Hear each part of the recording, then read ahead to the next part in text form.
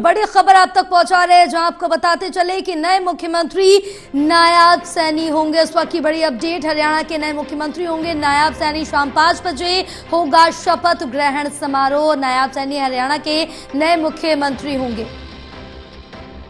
तो इस वक्त की बड़ी अपडेट आप तक पहुंचा रहे हैं, जहां आपको बता दें कि नायब सैनी होंगे हरियाणा के नए मुख्यमंत्री। शाम 5 बजे शपथ ग्रहण समारोह होगा। इससे पहले आपको बताते चले कि राज्यपाल को हरियाणा के पूर्व मुख्यमंत्री मनोहर लाल ने अपना इस्तीफा सौंपा और संपूर्ण मंत्रिमंडल के साथ ये इस्तीफा सौंपा गया, जिसके बाद अब जो 2 नाम सामने आ रहे थे और अनुमान भी लगाया जा रहा था, और अब नायब सैनी नए मुख्यमंत्री होंगे।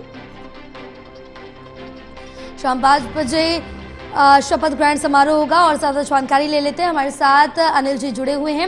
अनिल जी, अब जिस तरह से देखें कि पहले ये कहा जा रहा था, कंवरपाल गुर्जर की तरफ से भी कहा गया कि जो मुख्यमंत्री होंगे हरियाणा के वो मनोहर लाल ही होंगे, लेकिन अब जो अपडेट निकल के सामने आ रही है और ये फैसला लिया गया कि नायब सैनी ही नए मुख्यमंत्री बनेंगे। जी बिल्कुल, विधायकों की आज बैठक थी, उसमें नायब सैनी को विधायक दल का नेता चुन लिया गया है और बैठक से निकलकर विधायक हरविंदर कल्याण बाराए उन्होंने बताया कि नायब सिंह सैनी जो है अगले सीएम होंगे और आज वो शपथ ग्रहण करेंगे। जी बिल्कुल, क्योंकि यहाँ पर अनिल जिस तरह से देखिए कि पहले से भी ये अनुमान लगाया जा रहा था कि नायब सैनी या फिर संजय भाटिया हो सकते हैं, तो अब ये कंफर्म हो गया कि नायब सैनी ही मुख्यमंत्री पद की शपथ लेंगे। अगर हम उप मुख्यमंत्री की बात करें तो क्या ये पद संजय भाटिया या अन्य किसी को दिया जा सकता है, जिस नाम की हम यहाँ पर अनुमान लगा सके? अभी इस बारे में कुछ नहीं कहा जा सकता। पहले तो मुख्यमंत्री जब शपथ लेंगे उसके बाद पता चलेगा कि किस किस को मंत्री बनाया जाएगा और क्या होगा। अनिल विज बैठक से निकलकर चले गए। जी बिल्कुल, क्योंकि अब यहाँ पर जिस तरह ये कहा जा रहा है कि अब नायब सैनी ये शपथ ग्रहण करेंगे और शपथ ग्रहण समारोह जो है वो शाम 5 बजे संपन्न किया जाएगा।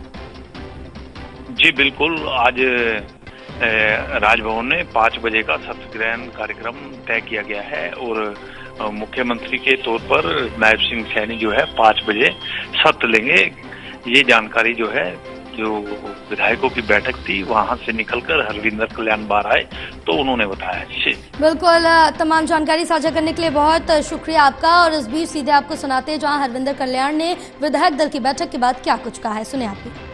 नायब सैनी जी को विधायक दल का नेता बना दिया। 5 बजे शाम को ओथ होगी, ठीक बना दिया। हाँ जी, नायब सैनी जी को विधायक दल का नेता बना दिया। 5 बजे शाम को ओथ होगी, ठीक बना दिया। हाँ जी, नायब सैनी जी को विधायक दल का नेता बना दिया। 5 बजे शाम को ओथ होगी, ठीक बना दिया। हाँ जी, नायब सैनी जी को विधायक दल का नेता बना दिया। 5 बजे शाम। तो आपको बताते चले कि अब जो नए मुख्यमंत्री होंगे वो नायब सैनी होंगे। विधायक दल का जो अध्यक्ष है वो बना दिया गया, विधायक दल के नेता चुन लिए गए हैं नायब सैनी। तो बड़ी अपडेट आप तक पहुंचा रहे हैं। आपको बताते चले राज्यपाल बंडारू दत्तात्रेय को मनोहर लाल ने अपना इस्तीफा सौंपा, जिसके बाद अब विधायक दल की बैठक हुई। विधायक दल का नेता चुने जाने के बाद नायब सैनी अब नए मुख्यमंत्री होंगे हरियाणा के। अब इस पर मुहर लगा दी गई। तो बड़ी अपडेट आप तक पहुंचा रहे, क्योंकि अब हरियाणा की सियासत में लगातार जो उठापटक है वो देखने को मिल रही है। अब जो नाम निकल के सामने आया वो नायब सैनी का नाम है। विधायक दल की बैठक में जो विधायक दल का नेता है उनको चुन लिया गया है। अब जो नए मुख्यमंत्री होंगे वो नायब सैनी होंगे। तो शाम 5 बजे शपथ ग्रहण समारोह होगा और शपथ ग्रहण करेंगे नायब सैनी। तो इस वक्त की बड़ी अपडेट आप तक पहुंचा रहे, जहां नायब सैनी को विधायक दल का नेता चुन लिया गया। नायब सैनी होंगे हरियाणा के जो नए मुख्यमंत्री। शाम 5 बजे शपथ ग्रहण करेंगे। तो बड़ी अपडेट आप तक पहुंचा रहे, क्योंकि इससे पहले यहाँ पर बीजेपी और जेजेपी दोनों में ही गठबंधन जो है वो टूट चुका है। कहीं ना कहीं बीजेपी जो है वो जेजेपी से पीछे छुड़ाना चाहती थी और वही देखने को मिल रहा है। हमारे साथ हमारे सहयोगी महेश हमारे साथ जुड़े हुए और ज्यादा जानकारी लेंगे। महेश, अब नायब सैनी के नाम पर मोहर लग चुकी है, विधायक दल का नेता चुना जा चुका और आज शाम 5 बजे शपथ ग्रहण होगा। देखिए, बड़ा कार्ड यहाँ पर भारतीय जनता पार्टी की तरफ से खेला गया है। दरअसल जिस तरीके से राहुल गांधी ओबीसी को अपने साथ जोड़ने की कोशिश में लगे हुए थे, भारतीय जनता पार्टी समझ रही थी कि पंजाबी वोटर्स तो भारतीय जनता पार्टी के साथ पहले से कनेक्ट हो रहे हैं, ब्राह्मण वोटर्स बड़ी संख्या में बीजेपी के साथ है, लेकिन ओबीसी जब तक खुलकर भारतीय जनता पार्टी के समर्थन में नहीं आएगा तब तक चुनावी टक्कर जो है वो मुश्किल रहने वाली है, क्योंकि जाट वोटर्स पहले से भारतीय जनता पार्टी के खिलाफ खड़े हुए नजर आ रहे हैं। तो ऐसे में अब ओबीसी को अपने साथ जोड़ने के लिए नायब सिंह सैनी को मुख्यमंत्री बनाने का फैसला यहाँ पर भारतीय जनता पार्टी की तरफ से कर लिया गया। और नायब सिंह सैनी मुख्यमंत्री के सबसे करीबी माने जाते हैं, सबसे विश्वस्त माने जाते हैं, और यही वजह कि उन्हें जो है प्रदेशाध्यक्ष की कुर्सी से नवाजा गया था। मुख्यमंत्री ने उनके लिए जो है अपनी सिफारिश दी थी और मुख्यमंत्री की कोशिशों के बाद ही नायब सिंह सैनी को प्रदेशाध्यक्ष बनाया गया था। अब नायब सिंह सैनी को मुख्यमंत्री बनाने में भी यहाँ पर मनोहर लाल खट्टर की बड़ी भूमिका है, ये सुनिश्चित रूप से कहा जा सकता है। मुख्यमंत्री मनोहर लाल की सिफारिश के बाद ही यहाँ पर नायब सिंह सैनी को मुख्यमंत्री बनाया जा रहा है। जी बिल्कुल महेश, लेकिन इस बीच ये भी अगर देखा जाए जिस तरह से कि 90 विधानसभा सीटों वाला हरियाणा, जिसमें से बीजेपी के पास पहले ही 41 विधायक हैं और 5 निर्दलीय का भी सपोर्ट ये कहा जा रहा है कि हमारे पास है, जहां कांग्रेस के पास 30 और अगर जेजेपी की बात की जाए तो उनके पास 10 विधायक है। तो अगर बहुमत की बात की जाए तो वो बीजेपी के पास ऑलरेडी है, तो कहीं अगर बात की जाए चिंता की तो वो करने की जरूरत यहाँ नहीं पड़ेगी।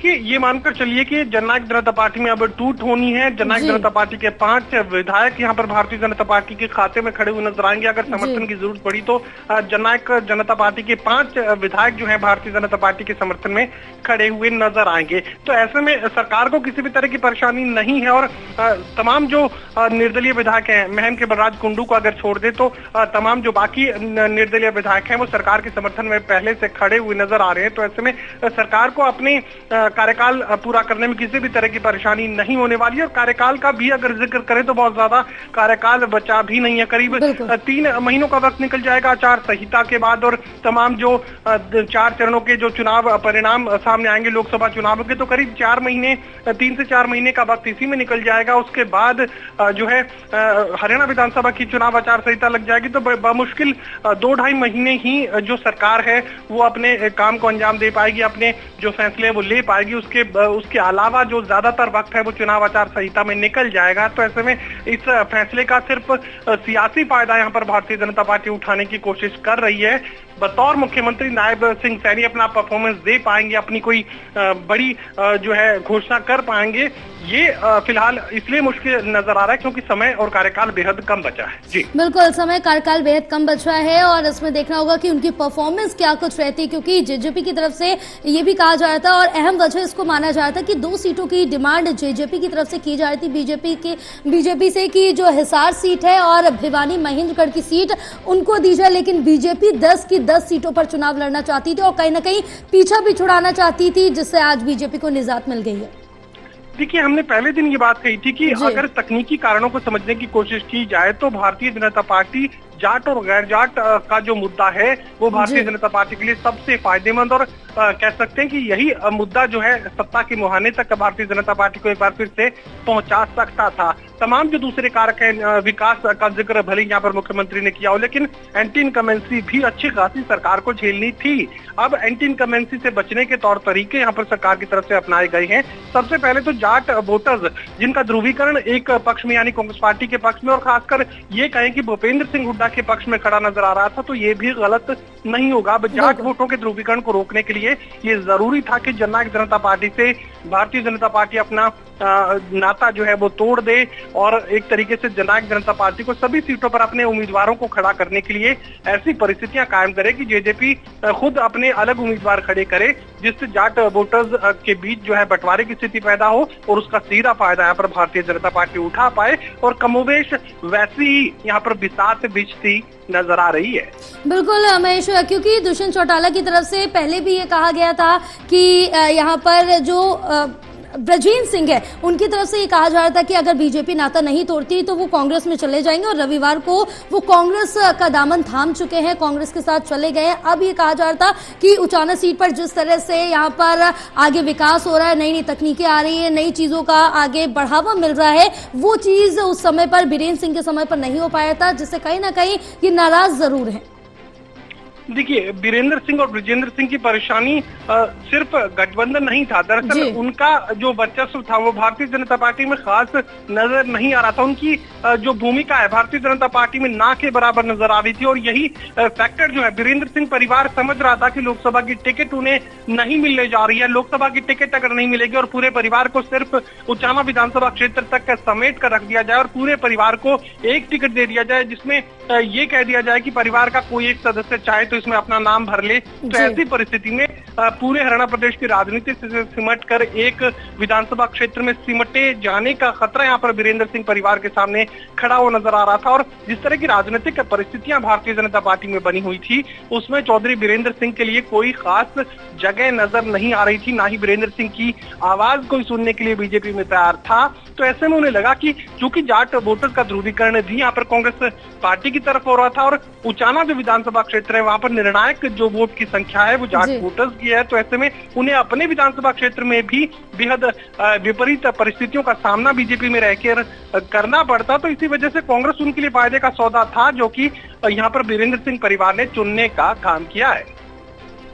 बिल्कुल बिल्कुल महेश, क्योंकि अब जिस तरह से देखा जाए कि यहाँ पर अब जो समीकरण है, जो मंत्रिमंडल है, उसमें किस तरह का बदलाव देखने को मिलेगा ये भी देखना दिलचस्प होगा। लेकिन एक अहम सवाल ये भी इस बीच उठता है कि जहां बृजेंद्र सिंह पार्टी को अलविदा कह चुके, कांग्रेस का दामन थाम लिया, अब बीजेपी ने जेजेपी से गठबंधन खत्म कर दिया है, तो क्या वीरेंद्र सिंह जो कहा जा रहा था कि वो भी बीजेपी छोड़ सकते हैं, तो वो रहेंगे या फिर छोड़ सकते हैं? अभी क्या इसमें किसी भी तरह का संशय नहीं होना चाहिए। बृजेंद्र सिंह ने अगर भारतीय जनता पार्टी का दामन थाम लिया तो उनके पिता जो है भारतीय जनता पार्टी में कैसे रह सकते हैं, उनकी माता प्रेमलता जो कि पूर्व विधायक है वो भारतीय जनता पार्टी में कैसे रह सकते हैं, और अगर परिवार में माता पिता और पुत्र अगर अलग अलग पार्टी में होंगे तो फिर क्या कहकर वोटर से वोट बृजेंद्र सिंह मांग सकते हैं। तो ये मानकर चलिए, इसमें कोई किंतु परंतु मुझे नजर नहीं आ रहा। अगर बृजेंद्र सिंह कांग्रेस पार्टी में है तो फिर ये मानकर चलिए कि वीरेंद्र सिंह और उनकी माता पूर्व विधायक प्रेमलता भी कांग्रेस पार्टी में ही है। किसी तरह का पटका पहनने की उन्हें जरूरत नहीं है।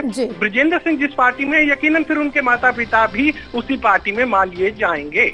बिल्कुल, तमाम जानकारी साझा करने के लिए बहुत शुक्रिया महेश आपका। तो ये सीधे हम तस्वीरें आपको दिखा रहे हैं, जो बैठक की तस्वीरें हैं, और गुलदस्ता देते हुए यहाँ पर मनोहर लाल भी मौजूद हैं, तो ये तस्वीरें आप देख सकते हैं।